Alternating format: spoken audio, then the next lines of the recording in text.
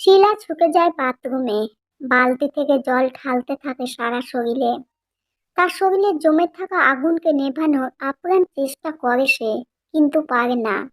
অসহ্য যন্ত্রণায় কাঁদতে থাকে। শরীরে গোপন অঙ্গে তীব্র জ্বালা। সে জ্বালা তার শরীর মনকে অবাস করে। আয়নার উপর জমতে থাকা বাষ্পে নিজের আবছা অববয়, ভবিষ্যতের কথা ভেবে আর একবার ককিয়ে কেঁদে উঠে শিলা।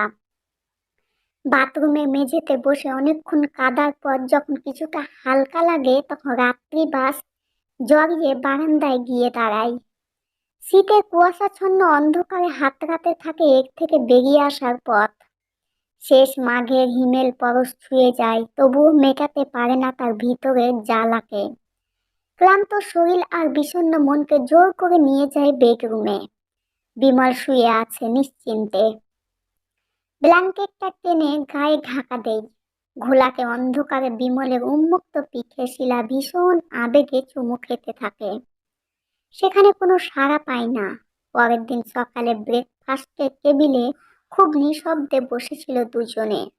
খবরের কাগজের পাতায় চোখ রেখে টোস্টে কামড় দেয় বিমল। সে যেন কিছুতেই শিলার চোখে চোখ রাখতে পারে না। কাল রাতের অতৃপ্তিতে শিলার শরীর মন অবসন্ন। মেজাজটাও ভালো নেই, খেতেও ইচ্ছা করছে না। বিমল অফিস চলে গেলে সে ঘরের সব কাজ সারে। প্রায় 2 মাস আগে ওদের বিয়ে হয়েছে। চাকরির সূত্রে বিমল বাইরে থাকে, তাই বিয়ের পরে ওরা দুজনে চলে আসে মুম্বাইতে। সুপুরুষ বিমলকে দেখে ভালো লেগেছিল শিলার। একটা যৌন আকর্ষণও বোধ করেছিল বিয়ের আগে। ফুলশয্যার রাতে কত রোমান্টিক স্বপ্ন তার চোখে, অথচ বিমলের ওর প্রতি কি কোনো আকর্ষণ নেই? এই প্রশ্নটা বারবার করে নিজেকে। না হলে ফুলশয্যার রাতে ক্লান্তির আছিলায় কেন বা পিছন ফিরে শুয়েছিল বিমল? আর তারপর কেনই বা বন্ধুদের সাথে গল্প করার নাম করে রাতে ঘরের বাইরে থেকেছে সে? প্রথম প্রথম শিলা ভেবেছিল ঘর ভর্তি লোকের মাঝে বিমল হয়তো লজ্জায় কিছুটা সংকুচিত হয়ে আছে। কিন্তু বাড়ির বাইরে এই ফ্ল্যাটে যেখানে শুধু তারা দুজন, সেখানেও বিমলকে ভীষণ আড়ষ্ট লাগে শিলার। আজ পর্যন্ত শিলাকে সেভাবে জড়িয়ে ধরেনি বিমল। প্রতি রাতে বিছানায় বিমলের শীতল অভিব্যক্তি শিলা কিছুতেই মেনে নিতে পারে না। শরীরকে উন্মুক্ত করার পরেও সেভাবে বিমল ঝড় তোলে না। কিছুক্ষণের মধ্যে সে শিথিল হয়ে পড়ে। শিলার তখনও মন ভরেনি, হয়নি সেই চরম প্রাপ্তি আনন্দ। শিলা ভীষণ আবেগে বিমলকে জাগাতে চেষ্টা করে, কিন্তু বিমলের ইনভলভমেন্ট সেভাবে হয় না। বাড়িতে দিদিদের বন্ধুদের বিবাহের পরবর্তী অভিজ্ঞতার সঙ্গে মেলাতে চায় নিজের অভিজ্ঞতা। কোথায় সেই যৌবনের উন্মাদনা? বিবাহ পরবর্তী জীবনে যে রোমান্টিক ছবির কথা তার মনে এঁকেছিল শিলা, তার কিছুই পূর্ণ হয় না। কিন্তু তার এই শীতলতার কারণ কি? বিমল বিয়ের আগে অন্য কাউকে ভালোবাসতো, নাকি যৌন অক্ষমতা? এ বিয়ে কি তার অমতে হয়েছে? কাজের ফাঁকে এসব প্রশ্ন শিলার মনকে নাড়া দেয়। কেমন আছিস শিলা? নতুন জায়গায় তোর ভালো লাগছে তো? দুপুরে ফোন এলে মায়ের প্রশ্নের উত্তরে সে ছোট একটা হ্যাঁ বলে। সে যে ভালো নেই সে কথা সে সবাইকে বোঝাবে কিভাবে? আমাদের দেশে শারীরিক রোগের কথা জোর গলায় বললেও মানসিক ও সেক্স প্রবলেমের কথা কেউ অন্যকে বলে না। সে কথা গোপন রাখাই যে শ্রেয়। সবাইকে বললে তাতে কেচ্ছা বাড়ে বেশি, সমাধান হয় না। এটা নিতান্ত ব্যক্তিগত সমস্যা, এর সমাধান নিজেকেই খুঁজে বার করতে হয়। বিয়ের পর সেক্সের ব্যাপারে মেয়েদের কোনো অধিকার আছে সে কথা আমাদের দেশে কতজন মেয়ে বিশ্বাস করে? পড়াশোনা জানা শিলা জানে সে কথা। আর সেই কারণেই সে চায় না নিজের জীবন নষ্ট করতে। একটা ডিসিশন তাকে নিতেই হবে। সবকিছু গোপন করে সে চায় না নিজের ভবিষ্যতে চাওয়া পাওয়াকে গুমঘরে হারিয়ে ফেলতে। শিলা সারাদিন বিমলের পুরনো কাগজ বইপত্র ঘাঁটতে থাকে। যদি কোথাও খুঁজে পায় পুরনো সম্পর্কের কোনো ইতিহাস, সেরকম কোনো কিছুই হলে শিলা বিমলের এই আচরণকে মেনে নেবে, অপেক্ষা করবে। বিমল মানুষ হিসাবে খারাপ নয়। সুশিক্ষিত অমায়িক, তার সাথে কোনো খারাপ আচরণও সে করেনি। পূর্ব প্রেমিকার স্মৃতি বিস্মৃতে যেতে হয়তো কিছুটা সময় লাগবে, কিন্তু সে তার ভালোবাসা দিয়ে সে অধিকার অর্জন করবে। সে বিশ্বাস তার আছে। কিন্তু সারাদিন অনেক খোঁজাখুঁজির পরেও সেরকম কিছু পায় না শিলা। তবে কি তার দ্বিতীয় সন্দেহটাই ঠিক? এরপরও কেটে গেছে প্রায় 3 সপ্তাহ। বিমলের সাথে কথা বলে ও ফোন চেক করেও পূর্ব কোনো প্রেমের ইতিহাস পায়নি শিলা। বিমল তার খেয়াল রাখে, যা কিছু চায় সব এনে দেয়। এত কম সময়ে এটাকে ভালোবাসা বলা যায় কিনা শিলা বুঝতে পারে না। হয়তো বিমল নিজের কমতি ভরাট করতে চায় তার খেয়াল রেখে।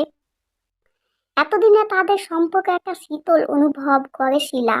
অন্য দম্পতিদের মতো তাদের ঝগড়াঝাঁটি হয় না। সারাদিন কাজের মধ্যে কেটে গেলেও রাতটা ভীষণ দীর্ঘ লাগে শিলার। মনটা সারাদিন খিচড়ে থাকে। মাঝে মাঝে জৈবিক ইচ্ছায় বিমলকে সঙ্গম করাতে পরিচালিত করে, কিন্তু অসম্পূর্ণতায় ভরা মন তিক্ত হয়ে ওঠে। বিমলকে বিশেষ আগ্রহী দেখে না, উল্টে আজকাল অন্য ঘরে চলে যায় কাজের অজুহাতে। রাতে নাকি বাইরের দেশে ক্লায়েন্টের সাথে কাজ করতে হয়। প্রতিদিন বিমলের এহেন আচরণ শিলাকে অধৈর্য করে তোলে। মনের মধ্যে জমতে থাকে রাগ অভিমান। শিলা কাউকে বলতে পারে না, শুধু একা একা দগ্ধ হতে থাকে। সেদিন যখন রাতে আলো নিভিয়ে বিমল পাশের ঘরে উঠে যাওয়ার জন্য তৈরি, তখন আর শিলা চুপ করে থাকতে পারে না। কি প্রবলেম তোমার বিমল? তুমি আমাকে সব সময় এড়িয়ে যাচ্ছ কেন? বিমল নিঃশব্দে চলে যায় পাশের ঘরে। আজ নিজেকে ঠিক রাখতে পারে না শিলা। ছুটে গিয়ে বিমলকে জড়িয়ে ধরে। আমার মধ্যে কি নেই বিমল, যে যে কারণে তুমি আমার প্রতি আকর্ষণ বোধ করো না? আমি কি সুন্দর নই? তুমি কি অন্য কোনো মেয়েকে ভালোবাসো? শিলার হাত ছাড়িয়ে নিয়ে বিমল চেয়ারে বসে মাথাটা ঝাঁকাতে থাকে। না না শিলা, এর কোনোটাই নয়। তুমি সুন্দরী, অন্য যে কোনো পুরুষ তোমাকে স্ত্রী হিসেবে পেলে খুব খুশি হবে, কিন্তু আমি তোমাকে সেভাবে দেখতে পারছি না। মানে? আমি আসলে একজনকে ভালোবাসতাম ছোটবেলায়, তারপর অনেকদিন দেখা হয়নি। আমাদের বিয়েতে ওকে দেখলাম অনেকদিন পর। এত বছর পরে ওর প্রতি আমার সহানুভূতি এতটুকুও বদলায়নি। কে সে বিমল, বলো আমাকে প্লিজ। বিমল মুখ চাপা দিয়ে কাঁদতে থাকে। আমার দূর সম্পর্কের পিস্তুত ভাই রাজীব। জানি এটাতে তুমি খুব অবাক হচ্ছ, কিন্তু এটা সত্যি। আমরা ক্লাস 9-এ পড়তে একে অপরকে খুব ভালোবাসতাম। আমাদের দুজনের মধ্যে শারীরিক সম্পর্কও ছিল। জানি এটা শুনে তুমি আমাকে ঘৃণা করবে, যেমন সেদিন সবাই আমাদেরকে করেছিল। বাড়িতে সবাই জানার পরে বাবা আর পিসো মশাই আমাদের খুব মেরেছিল। তারপর দুই বাড়ির মধ্যে সম্পর্ক খারাপ হয়ে যায়। পড়াশোনার জন্য আমাকে হোস্টেলে পাঠিয়ে দেয়। এতদিন আমাদের মধ্যে কোনো যোগাযোগ ছিল না, অথচ বিয়ের দিন ওকে দেখে আমি কিছুতেই তোমাকে দেখে উত্তেজনা বোধ করছি না শিলা।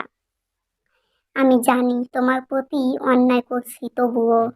শিলার চোয়াল দুটি শক্ত হয়ে ওঠে। কান্না শুকিয়ে গেছে। অনেকক্ষণ কি করবে বুঝতে পারে না। শুধু একটা কথাই মুখ দিয়ে বেরিয়ে আসে, তোমার বাড়িতে জানে তুমি সমকামী? আসলে সবাই বাড়িতে ভেবেছিল এতদিন আমি বোধহয় সবকিছু ভুলে গেছি। সবাই চেয়েছিল আমি স্বাভাবিক জীবনে ফিরে আসি। আমি প্রথমে বিয়ে করতে চাইনি। ওর সাথে সম্পর্কের পরে আমি নারী পুরুষ কারোর প্রতি সেভাবে আকৃষ্ট হইনি। আমার নিজের সম্বন্ধে কিছুটা ডাউট ছিল। কিন্তু এ কি করলে তুমি বিমল? তোমার এই অবস্থার কথা গোপন করে আমার জীবনটা তুমি কেন নষ্ট করলে? এখন আমি কি করব? আমার বাবা মা কি করবে? সমস্ত পৃথিবী এক লহমায় শিলার কাছে রংহীন হয়ে যায়। নিজেকে মনে হয় মাসস্তহীন জাহাজ, যা এক্ষুনি মাঝ সমুদ্রে ডুবে যাবে। কান্নাগুলো বুকের মধ্যে জমে আছে, অথচ তারা বেরিয়ে আসতে পারছে না। নিদারুণ আশঙ্কায় স্তব্ধ দৃষ্টিতে তাকিয়ে থাকে বিমলের দিকে। বিমল সান্ত্বনা দেবার ভাষা খুঁজে পায় না। আলতো হাত শিলার পিঠে রেখে বলে, আমাকে কি কিছুটা সময় দেবে নিজেকে বোঝার? আমার তোমাকে ভালো লাগে। শিলা উঠে দাঁড়ায়। তোমাকে আমি সময় দেব না বিমল, তবে একটা সুযোগ দিতে পারি। ঘরে লাল রঙে আলোকা জ্বালায়। এক এক করে সমস্ত জামা কাপড় খুলতে থাকে শিলা। এর আগে তুমি আমাকে দেখোনি কোনোদিন। অন্ধকার বেডরুমে তুমি আমার মধ্যে শুধু রাজীবকেই খুঁজেছ। একটা অপরাধ বোধ তোমার মধ্যে জেগে উঠেছে। আমি জানি তুমি রাজীবকে ভালোবাসতে, কিন্তু সেটা কোনো অপরাধ নয়, সেটা অতীত। আমি আজ তোমার সামনে। আমাকে ছুঁয়ে দেখো বিমল। শিলার প্রতিটা শব্দ বিমলের অপরাধ বোধ মিটিয়ে দেয়। তার চোখের সামনে এক নারী, যাকে সে আগে কখনো দেখেনি এভাবে। শিলা এগিয়ে আসে বিমলের খুব কাছে। এক প্রগাঢ় চুম্বনে বিমলের শরীর জেগে ওঠে। সেই শিহরণ ধীরে ধীরে ছড়িয়ে পড়ে শিলার শরীরে। ধীরে ধীরে ঝড় উঠে, আজ শিলাকে ভিজিয়ে দেয় বিমল। বাইরে তখন রাত ভিজে যাচ্ছে চাঁদের সোহাগে।